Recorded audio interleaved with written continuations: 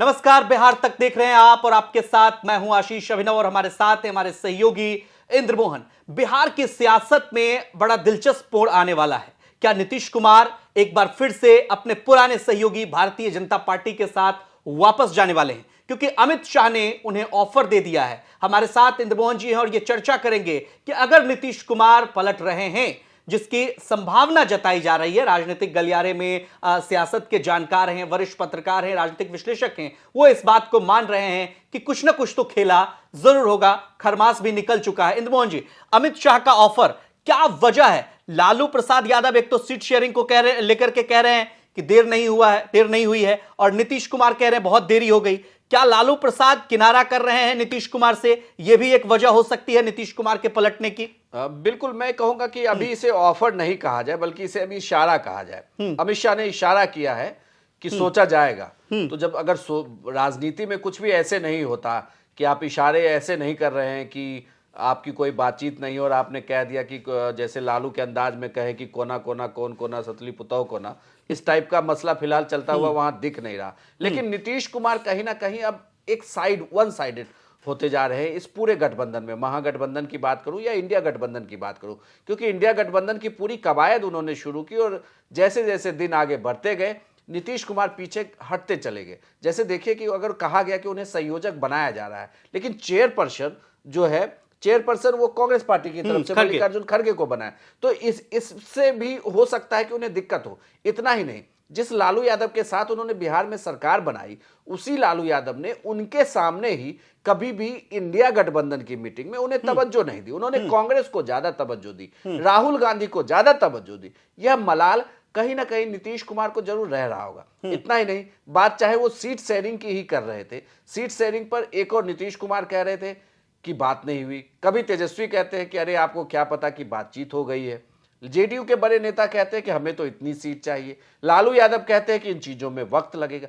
ये सारे बयान जो है बहुत विरोधाभासी है। उससे यह पता चलता है कि कोऑर्डिनेशन में भयानक कमी है। इन पार्टियों के अंदर उस तरीके से बातचीत नहीं चल रही जिस तरीके से गठबंधन के अंदर बातचीत होनी चाहिए। क्योंकि अगर गठबंधन के अंदर नेता बातचीत करते हैं तो उन सभी का बयान एक जैसा आता है, या यूं कहे कि उनमें से ये नेता चुन के बताते कि इसी नेता के बयान को माना जाए। लेकिन जब विजय चौधरी, अशोक चौधरी जैसे नेता सामने आकर कहते हैं कि भाई हम तो इतने सीट पे लड़े थे, हम तो लड़ेंगे, लेकिन तेजस्वी कहते हैं कि आपको क्या पता कि सीटें बंट गई हो, लालू यादव कहते हैं कि सीट बांटने में तो वक्त लगता है। इन सभी बयान का मतलब ये है कि कोऑर्डिनेशन की भारी कमी है, जिसमें कहीं ना कहीं लालू यादव जेडीयू को भाव नहीं दे रहे। गर्मजोशी की भी तो कमी है ना। इसके पीछे एक वजह और मैं आपको बताऊं, क्योंकि महागठबंधन बिहार में पहले से है। महागठबंधन में कांग्रेस, आरजेडी और लेफ्ट के दल है, लेकिन जेडीयू अब उनके साथ जुड़ी है। इस वजह से भी कोऑर्डिनेशन की ये कमी दिख रही है। मेरा ये कहना था, मेरा ये सवाल था, जो कि आम दर्शकों का भी ये सवाल हो सकता है कि कहीं ना कहीं गर्मजोशी में भी कमी हो सकती है। 4 साल बाद भोज का आयोजन हुआ लालू परिवार के यहाँ राबड़ी आवास में। नीतीश कुमार और मतलब ये अंदर से खबरें आई कि 7 ही मिनट वहां पे रुके नीतीश कुमार। तेजस्वी यादव को टीका लगाने वाले थे, वो टीका भी नहीं लग पाया। वो गर्मजोशी की भी कमी दिखी और लालू प्रसाद से जब ये सवाल पूछा गया तो नो कमेंट कह दिए। बिल्कुल, गर्मजोशी की कमी तो अब काफी दिखती है। एक ही जगह पर सीएम और डिप्टी सीएम दोनों जाते हैं, लेकिन दोनों अलग अलग वक्त में जाते हैं। जब हमने ये पता किया कि क्या कोई कार्यक्रम था डिप्टी सीएम का, तो पता चलता है कि नहीं, डिप्टी सीएम का उस वक्त में कोई कार्यक्रम भी नहीं था। कि ऐसा नहीं कि वो बल्कि वो अपने घर से ही लेट से निकले उस वक्त जब सीएम ऑलरेडी उस कार्यक्रम में थे। तो इसका मतलब है कि कोऑर्डिनेशन की कमी तो है और वो गर्मजोशी अब इन दो परिवारों में नहीं दिखती, जो एक तरीके से कहे कि महागठबंधन बनते वक्त नीतीश कुमार ने जब आरजेडी का दामन थामा था उस वक्त वो दिख रही थी। और कहीं ना कहीं लालू यादव ने वेलकम किया था, तेजस्वी ने वेलकम किया था। लेकिन अब ऐसा लगता है कि एक खाना पूर्ति वाली चीजें चल रही हैं। अब ये देखना दिलचस्प होगा कि ये कब तक चलता है। क्या अमित शाह के इशारे पर बातचीत नए ढंग से शुरू हो रही है, बातचीत हो रही है, और बातचीत हो रही है तो इसकी परिणति कब तक होगी, यह देखना बड़ा दिलचस्प। लेकिन मेरा एक सवाल है इंद्रमोहन जी कि कांग्रेस पार्टी की तरफ से, देखिए नीतीश कुमार ने ईमानदार कोशिश की, इसमें कहीं कोई दो राय वाली बात नहीं है। सभी लोग मानते हैं कि इंडिया गठबंधन का जो फॉर्मेशन हुआ वो नीतीश कुमार के बदौलत हुआ, लेकिन कांग्रेस पार्टी से जिस भाव की अपेक्षा नीतीश कुमार कर रहे थे वो उनको नहीं मिला। अब देखिए इंडिया गठबंधन की मीटिंग में यह भी चर्चा चली कि नीतीश कुमार के संयोजक बनाए जाने को लेकर कुछ दल जो है वो सहमत भी हैं, कुछ दल असहमत भी हैं।